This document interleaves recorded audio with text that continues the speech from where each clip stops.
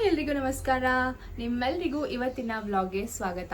Okay, ಇವತ್ತು ಈ ವ್ಲಾಗನ್ನು ಮಾಡೋ ಇಂಟೆನ್ಷನ್ ಏನು ಅಂತ ಅಂದರೆ, ಯೂಶ್ವಲಿ ನನ್ನ ಮಗಳಿಗೆ ಏನಾಗುತ್ತೆ, ಸ್ನಾನ ಮಾಡಿಸ್ತಿದ್ದಂಗೆ, ನನ್ನ ಮಗಳು ಅಂತ ಅಲ್ಲ, ಎಲ್ಲ ಮಕ್ಕಳು ಆಲ್ಮೋಸ್ಟ್ ಸ್ನಾನ ಮಾಡಿಸ್ತಿದ್ದಂಗೆ ತಕ್ಷಣ ನಿದ್ದೆ ಮಾಡ್ತವೆ. ಬಟ್ ಇವತ್ತು ಸ್ನಾನ ಮಾಡಿಸಿ ಅವಳಿಗೆ ಮಲಗ್ಸಕ್ಕೆ ಟ್ರೈ ಮಾಡಿದೆ, ಮಲ್ಕೊಂಡ್ಲು. ಬಟ್ ನಾನು ಎದ್ದೆ ಅಂತ ಅಂದ ತಕ್ಷಣ ಅವಳು ಕಣ್ಬಿಟ್ಕೊಂಡು ಕುತ್ಕೊಬಿಟ್ಲು. ಸೊ ಏನು ಮಾಡೋದು, ಮತ್ತೆ ಮಲಗ್ಸಕ್ಕೆ ಟ್ರೈ ಮಾಡಿದ್ರೆ ಮಲಗ್ತಾ ಇರಲಿಲ್ಲ. ಸ್ವಲ್ಪ ಹೊತ್ತು ಆಟ ಆಡಿಸ್ದೆ, ಒಂದೂವರೆ ಗಂಟೆ ಅವಳಿಗೆ ಆಟ ಆಡಿಸ್ದೆ. ಆಮೇಲೆ ಅವಳು ಕಣ್ಣು ಉಜ್ಜಕ್ಕೆ ಶುರು ಮಾಡಿದ್ಲು. ಸೊ ಅವಾಗ ನನಗೆ ಅರ್ಥ ಆಯಿತು ಅವಳಿಗೆ ನಿದ್ದೆ ಬರ್ತಿದೆ ಅಂತ. ಸೊ ಕರ್ಕೊಂಡು ಹೋಗಿ ನಾನು ಈಗಷ್ಟೇ ಮಲಗಿಸಿದ್ದೀನಿ. ಓಕೆನಾ. ಸೊ ಅವಾಗ ನನಗೆ ಅನಿಸಿದ್ದು, ಓಕೆ, ನಾನು ಯಾವ್ಯಾವ ಟಿಪ್ಸನ್ನು ಮೆಥಡ್ಸನ್ನು ನನ್ನ ಮಗಳಿಗೆ ಮಲಗಿಸೋದಕ್ಕೆ ಫಾಲೋ ಮಾಡ್ತಾ ಇದ್ದೀನಿ. ನಾನು ಒಬ್ಬಳೇ ಇದನ್ನು ಫೇಸ್ ಮಾಡ್ತಿದ್ದೀನಿ ಅಥವಾ ಬೇರೆಯವರು ಇದನ್ನು ಫೇಸ್ ಮಾಡ್ತಿರಬಹುದು. ಅವರಿಗೂ ನಾನು ಫಾಲೋ ಮಾಡುವಂಥ ಕೆಲವು ಟಿಪ್ಸನ್ನು ಶೇರ್ ಮಾಡಿಕೊಂಡ್ರೆ ಯಾರಾದರೂ ಒಬ್ಬರು ಇಬ್ಬರಿಗಾದರೂ ಹೆಲ್ಪ್ ಆಗುತ್ತೆ ಅನ್ನೋ ಇಂಟೆನ್ಷನಿಂದ ತಕ್ಷಣ ಫಟಾಫಟ್ ರೆಡಿ ಆಗಿಬಿಟ್ಟು ನಿಮ್ಮ ಮುಂದೆ ಬಂದು ಕುತ್ಕೊಂಡಿದ್ದೀನಿ. ಓಕೆ, ಒಂದು ವಿಷಯ ನಾನು ಅರ್ಥ ಮಾಡ್ಕೊಂಡಿದ್ದೇನು ಅಂತ ಅಂದರೆ, ಮಕ್ಕಳಿಗೆ ನಿದ್ದೆನೇ ಆಗಲಿ, ಊಟ ಮಾಡಿಸೋದು, ತಿಂಡಿ ತಿನ್ನಿಸೋದು ಅಥವಾ ಆಟ ಆಡಿಸೋದು, ಯಾವುದೇ ರೀತಿ ಆ್ಯಕ್ಟಿವಿಟೀಸ್ ಆಗಿರಬಹುದು, ಅವ್ರು ನಮಗೆ ರಿಯಾಕ್ಟ್ ಮಾಡೋದು ಏನೇ ಆಗಿರಲಿ, ಅವರಿಗೆ ಇಂಟ್ರೆಸ್ಟ್ ಬರಬೇಕು. ಅವರಿಗೆ ಮನಸ್ಸಿದ್ರೆ ಮಾತ್ರ ಅವರು ನಮ್ಮ ಮಾತನ್ನು ಕೇಳ್ತಾರೆ. ಇಲ್ಲ ಅಂತ ಅಂದರೆ ನಾವು ಅವ್ರ ಮಾತನ್ನು ಕೇಳಬೇಕಾಗುತ್ತೆ. ಸೊ ಯಾಕೆ ಇದನ್ನು ಹೇಳಿದೆ ಅಂತಂದರೆ, ಕೆಲವರು ಅನ್ಕೋತಾರೆ, ಓಕೆ, ನಾನು ಇನ್ನು 5 ನಿಮಿಷದಲ್ಲಿ ಮಲಗಿಸ್ಬಿಡ್ಬೇಕು, ಪಟ ಬೇರೆ ಬೇರೆ ಕೆಲಸ ಮಾಡ್ಕೋಬೇಕು, ಅಥವಾ ಇನ್ನು 10ರಿಂದ 15 ನಿಮಿಷದಲ್ಲಿ ನನ್ನ ಮಗುನ ಮಲಗಿಸ್ಲೇಬೇಕು ಅನ್ನೋ ಥರ ನಾವು ಡೆಡ್ಲೈನ್ ಇಟ್ಕೊಂಡು ಅವ್ರನ್ನ ಮಲಗಿಸೋದು ಅಥವಾ ತಿಂಡಿ ತಿನ್ನಿಸೋದು ಇನ್ನೊಂದೇನೋ ಮಾಡ್ತೀವಿ ಅಂತಂದರೆ ಅದು ಸಾಧ್ಯನೇ ಇಲ್ಲ. ಸೊ ಫ್ರೀಯಾಗಿ, ಓಕೆ, ಅವ್ರಿಗೆ ಯಾವಾಗ ಏನು ಇಂಟ್ರೆಸ್ಟ್ ಬರುತ್ತೆ ಅದನ್ನು ನಾವು ಮಾಡ್ತಾ ಹೋದರೆ ಅವ್ರು ಅದನ್ನು ಫಾಲೋ ಮಾಡ್ತಾರೆ ಅಂತ ಅನ್ನೋದು ನನ್ನ ಅನಿಸಿಕೆ. ಓಕೆನಾ. ಸೊ ಅದೆಲ್ಲ ಸೈಡಿಗಿರಲಿ. ಇವಾಗ ಫಟಾಫಟ್ ಒಂದೊಂದೇ ಟಿಪ್ಸ್ ನಾನು ಏನೇನು ಫಾಲೋ ಮಾಡ್ತೀನಿ ಅನ್ನೋದನ್ನು ನಿಮ್ಮೊಟ್ಟಿಗೆ ಶೇರ್ ಮಾಡ್ಕೊಳ್ತಾ ಹೋಗ್ತೀನಿ. ಟಿಪ್ ನಂಬರ್ 1, ಸ್ವ್ಯಾಡಲ್ ಮಾಡಿ, ಅಂದರೆ ಮಕ್ಕಳಿಗೆ ಬಟ್ಟೆ ಕಟ್ಟಿ ಮಲಗಿಸೋದು. ಸೊ ಇದು one of the best tip ಅಂತಲೇ ಹೇಳ್ಬೋದು. ಯಾಕಂದರೆ ನನ್ನ ಮಗಳಿಗೆ ನಾನು ಹುಟ್ಟಿದ ದಿನದಿಂದ ಈಗಲೂ ಕೂಡ ಸ್ವ್ಯಾಡಲ್ ಮಾಡಿ ಅಥವಾ ಬಟ್ಟೆ ಕಟ್ಟಿನೇ ನಾನು ಮಲಗಿಸ್ತೀನಿ. ಅವಳಿಗೆ ತುಂಬ ಬೇಗ ನಿದ್ದೆ ಬರುತ್ತೆ ಹಾಗೆ ಮಾಡಿದ್ರೆ. ಬಟ್ ಈಗ ಸಿನಾರಿಯೋನೇ ಬೇರೆ ಬಿಡಿ, ನಾನು ಅದು ಏನು ಅಂತ ಎಕ್ಸ್ಪ್ಲೇನ್ ಮಾಡ್ತೀನಿ. ಬಟ್ ಈಗಷ್ಟೇ ಮಕ್ಕಳು ಹುಟ್ಟಿರ್ತವೆ ಅಲ್ವಾ, ಇಷ್ಟು ದಿನ ಹೊಟ್ಟೆ ಒಳಗಿರ್ತವೆ, ಕತ್ತಲ ಪ್ರಪಂಚದಲ್ಲಿರ್ತವೆ, ಬೆಚ್ಚಗೆ ಮಲ್ಕೊಂಡಿರ್ತವೆ. ಈಗ ತಕ್ಷಣ ಹೊರಗೆ ಬಂದಾಗ ಅವಕ್ಕೂ ಏನೋ ಒಂದು ಭಯ, ಗಾಬರಿ ಏನೇನೋ ಇರುತ್ತೆ. ಸೊ ಅಂಥ ಟೈಮಲ್ಲಿ ನಾವು ಬಟ್ಟೆನ ಕಟ್ಟಿ, ಅಂದರೆ ತೀರಾ ಟೈಟಾಗಿ ಕಟ್ಲಿಕ್ಕೆ ಹೋಗಬಾರ್ದು. ಸ್ವಲ್ಪ ಬೆಚ್ಚಗೆ ಮಾಡಿ ನಾವು ಮಲಗಿಸೋದ್ರಿಂದ ಮಕ್ಳಿಗೂ ಓಕೆ, ನಾನು ಬೆಚ್ಚಗಿದ್ದೀನಿ, ಇನ್ನೂ ಹೊಟ್ಟೆಲಿದ್ದೀನಿ ಅನ್ನೋ ಥರ ಫೀಲ್ ಆಗ್ತಾ ಇರುತ್ತೆ. ಸೊ ಅವು ಬೇಗ ಯಾವುದೇ ರೀತಿ ಹೆದರಿಕೆ ಇಲ್ದಲೆ ಆರಾಮಾಗಿ ನಿದ್ದೆ ಮಾಡುತ್ತೆ. ಆಯಿತಾ.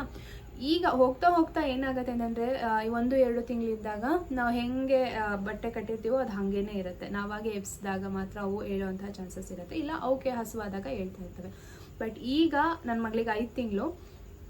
ಸೊ ಅವಳಿಗೆ ಬಟ್ಟೆ ಕಟ್ಟಿದ್ರೆ ಈ ಕಡೆ ಕಟ್ಟಿ, ಓಕೆ, ನಾನು ಮಲಗಿಸೋಣ ಅನ್ನೋಷ್ಟೊತ್ತಿಗೆ ಅದನ್ನು ಬಿಟ್ಕೊಂಡ್ಬಿಟ್ಟಿರ್ತಾಳೆ.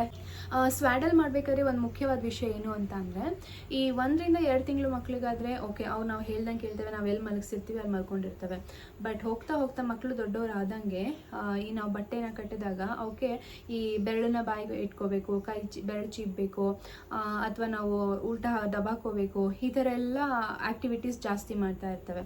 ಸೊ ನಾವು ಕಟ್ಟಿದಾಗ ಅವರು ಫೋರ್ಸ್ಫುಲಿ ಅದನ್ನು ತೆಕ್ಕೊಳ್ಳುವಂಥ ಚಾನ್ಸಸ್ ಇರುತ್ತೆ. ಸೊ ಹಾಗಾಗಿ ನಾನು ಏನು ಮಾಡ್ತೀನಿ ಅಂದರೆ, ತುಂಬ ಟೈಟಾಗಿ ಕಟ್ಟೋದಕ್ಕೆ ಹೋಗಲ್ಲ, ಲೂಸಾಗಿಯೇ ಕಟ್ಟಿರ್ತೀನಿ. ಅವಳಿಗೆ ನಿದ್ದೆ ಬಂತು ಅಂತ ಅಂದ ತಕ್ಷಣ ನಾನು ಏನು ಮಾಡ್ತೀನಿ, ಆ ಬಟ್ಟೆ ಕಟ್ಟಿರೋದನ್ನೆಲ್ಲ ಸ್ವಲ್ಪ ಇನ್ನೂ ಲೂಸ್ ಮಾಡಿಬಿಟ್ಟು ಆ ಕೈನ ನಾನು ಫ್ರೀ ಮಾಡಿಬಿಡ್ತೀನಿ. ಸೊ ಅವಳಿಗೆ ಏನಾದರೂ ಕೈ ತೆಕ್ಕೊಳ್ಬೇಕು, ಕಾಲಲ್ಲಿ ಆಡಿಸ್ಬೇಕು ಅಂತ ಅಂದರೆ ಅವಳಿಗೆ ಈಸಿ ಆಗುತ್ತೆ. ಟಿಪ್ ನಂಬರ್ 2, ಡಿಮ್ ಲೈಟನ್ನು ಯೂಸ್ ಮಾಡಬೇಕು. ಈಗ ಮಕ್ಕಳು ಹುಟ್ಟಿದಾಗ ಅವರಿಗೆ ಬೆಳಗ್ಗೆ ಯಾವುದು ಕತ್ಲೆ ಯಾವುದು ಅನ್ನೋದು ಅಷ್ಟು ಗೊತ್ತಿರಲ್ಲ. ಸೊ ನಾವೇನು ಮಾಡಬೇಕು, ಮಕ್ಕಳನ್ನ ರಾತ್ರಿ ಮಲಗಿಸ್ಬೇಕಾದ್ರೆ ಆದಷ್ಟು ಡಿಮ್ ಲೈಟನ್ನು ಯೂಸ್ ಮಾಡಬೇಕು. ಅದು ಬೆಡ್ ಮೇಲೆ ಆಗಲಿ, ತೊಟ್ಲೆ ಆಗಲಿ ಅಥವಾ ಜೋಲಿ ಯಾವುದಾದ್ರೂ, ಆ ರೂಮ್ ಏನಿದೆ ಮಗುದು ಅಲ್ಲಿ ಆದಷ್ಟು ಡಿಮ್ ಲೈಟನ್ನು ಯೂಸ್ ಮಾಡಬೇಕು. ಸೊ ಆವಾಗ ಮಕ್ಕಳಿಗೆ ಇನಿಷಿಯಲ್ ಸ್ಟೇಜಲ್ಲಿ ಗೊತ್ತಾಗದೇ ಇರ್ಬೋದು, ಆದರೆ ಹೋಗ್ತಾ ಹೋಗ್ತಾ ಅವಕ್ಕೂ ಗೊತ್ತಾಗುತ್ತೆ, ಓಕೆ, ಲೈಟ್ ಆಫ್ ಮಾಡಿದ್ರು ಕತ್ಲಾಯಿತು ಅಂತಂದರೆ ಈಗ ಮಲ್ಕೊಳ್ಳೋವಂಥ ಟೈಮು, ಬೆಳಗಾಯಿತು ಅಂತ ಅಂದರೆ ಲೈಟ್ ಆನ್ ಮಾಡಿದ್ರು ಅಂತ ಅಂದರೆ ಓಕೆ, ಈಗ ಆ್ಯಕ್ಟಿವಿಟೀಸ್ ಮಾಡುವಂಥ ಟೈಮು ಅನ್ನೋ ಒಂದು ಡೇ ಮತ್ತು ನೈಟ್, ರಾತ್ರಿ ಮತ್ತು ಬೆಳಗಿನ ವ್ಯತ್ಯಾಸ ಮಕ್ಕಳಿಗೆ ಹೋಗ್ತಾ ಹೋಗ್ತಾ ಗೊತ್ತಾಗುತ್ತೆ. ಸೊ ಆದಷ್ಟು ಮಗು ಮಲ್ಕೊಳ್ಳೋವಂಥ ಕೋಣೆಯಲ್ಲಿ ಡಿಮ್ ಲೈಟನ್ನು ಯೂಸ್ ಮಾಡಬೇಕು. ಟಿಪ್ ನಂಬರ್ 3, ಸೊ ಈಗ ಮಕ್ಕಳಲ್ಲಿ ನೀವು ನೋಡಿದ್ದೀರಾ ಅನ್ಸುತ್ತೆ, ಅವ್ರು ನಿದ್ದೆ ಮಾಡಬೇಕಾದ್ರೆ ನಗಾಡ್ತಾ ಇರ್ತಾರೆ, ಅಥವಾ ಅರ್ಧಂಬರ್ಧ ಕಣ್ಣನ್ನು ಓಪನ್ ಮಾಡ್ಕೊಂಡಿರ್ತಾರೆ, ಇಲ್ಲ ಪೂರ್ತಿ ಕಣ್ಣನ್ನೇ ಒಂದ್ಸಲ ಓಪನ್ ಮಾಡಿ ಮುಚ್ಚೋದು, ಈ ಥರ ಎಲ್ಲ ಮಾಡ್ತಾ ಇರ್ತಾರೆ. ಸೊ ಅಂಥ ಟೈಮಲ್ಲಿ ಕೆಲವ್ರು ಏನು ಮಾಡಿಬಿಡ್ತಾರೆ ಅಂತಂದರೆ, ಓ ಪಾಪು ಎದ್ಬಿಡ್ತು ಅಂತ ಅಂದ್ಕೊಂಡು ಎದ್ದೆ ಪುಟ್ಟ ಬಾ ಬಾ ಬಾ ಅಂತ ಅಂದ್ಬಿಟ್ಟು ಎಲ್ಲ ಮಾತಾಡ್ಸಕ್ಕೆ ಹೋಗ್ಬಿಡ್ತಾರೆ. ಸೊ ಈ ಥರ ಎಲ್ಲ ಮಾಡೋಕ್ಕೆ ಹೋಗಬಾರ್ದು. ಈಗ ನಮಗೇನೆ ನೋಡಿ, ಕೆಲವೊಂದ್ಸಲ ಡೀಪ್ ಸ್ಲೀಪಲ್ಲಿ ಇದ್ದೀವಿ ಅಂತ ಅಂದಾಗ ಸಡನ್ನಾಗಿ ಒಂದ್ಸಲ ಕಣ್ಣು ಓಪನ್ ಮಾಡಿ ನಾವು ಮತ್ತೆ ಮಲ್ಕೊಳ್ಳೋದು, ಈ ಥರ ಎಲ್ಲ ಆಗುತ್ತೆ ಅಲ್ವಾ. ಅದೇ ಥರ ಮಕ್ಕಳಿಗೆ ಆಗ್ತಾ ಇರುತ್ತೆ. ಸೊ ಅಂಥ ಟೈಮಲ್ಲಿ ಫಸ್ಟ್ ನಾವು ಕನ್ಫರ್ಮ್ ಮಾಡ್ಕೋಬೇಕು, ಅವ್ರು ಆ್ಯಕ್ಚುಲಾಗಿ ಎದ್ದಿದ್ದಾರಾ ಅಥವಾ ಇನ್ನೂ ನಿದ್ದೆಗಣ್ಣಲ್ಲಿದ್ದಾರಾ ಅಂತ. ಸೊ ಅವ್ರು ಇನ್ನೂ ನಿದ್ದೆಲಿದ್ದಾರೆ ಅಂತ ಅಂದರೆ ಒಂದ ತಟ್ಟಿ ಮಲಗಿಸೋದಕ್ಕೆ ಟ್ರೈ ಮಾಡಿ, ಇಲ್ಲ ಮುಟ್ಟೋದಕ್ಕೆ ಹೋಗಬೇಡಿ, ಅವರಷ್ಟಕ್ಕೆ ಅವರೇ ನಿದ್ದೆ ಮಾಡಿ, ಅವ್ರಿಗೆ ಯಾವಾಗ ಬೇಕೋ ಆವಾಗ ಎದ್ದೇಳ್ತಾರೆ. ಟಿಪ್ ನಂಬರ್ 4, ಲೈಟ್ ಮ್ಯೂಸಿಕನ್ನು ಪ್ಲೇ ಮಾಡಿ. ಸೊ ಮಗುವಿನ ಕೋಣೆಯನ್ನು ಆದಷ್ಟು ಡಿಮ್ ಲೈಟು ಇಲ್ಲ ಅಂತಂದರೆ ಕತ್ಲು ಮಾಡೋಕ್ಕೆ ಹೇಳಿದೆ ಅಲ್ವಾ, ಅದ್ರ ನೆಕ್ಸ್ಟು ಲೈಟ್ ಮ್ಯೂಸಿಕನ್ನು ನಾನು ಪ್ಲೇ ಮಾಡ್ತಾ ಇರ್ತೀನಿ. ಯಾವ್ದ್ಯಾವ್ದು ಹಾಕ್ತೀನಿ ಅಂತ ಅಂದರೆ, ಈ ಮಳೆ ಬರ್ತಾ ಇರುವಂತಹ ಸೌಂಡು, ಅಥವಾ ಈ ಹಕ್ಕಿಗಳ ಚಿಲಿಪಿಲಿ ಆಗಿರ್ಬೋದು, ಅಥವಾ ಫ್ಲೂಟ್ ಆಗಿರ್ಬೋದು, ಈ ರೀತಿಯಾದಂತಹ ಲೈಟ್ ಮ್ಯೂಸಿಕನ್ನು ಹಾಕೋದ್ರಿಂದ ಕೂಡ ಮಕ್ಕಳು ಆರಾಮಾಗಿ ನಿದ್ದೆ ಮಾಡ್ತವೆ. ಟಿಪ್ ನಂಬರ್ 5, ಅವಶ್ಯಕತೆ ಇಲ್ಲದಲೇ ಡೈಪರನ್ನು ಪದೇ ಪದೇ ಚೇಂಜ್ ಮಾಡಬೇಡಿ.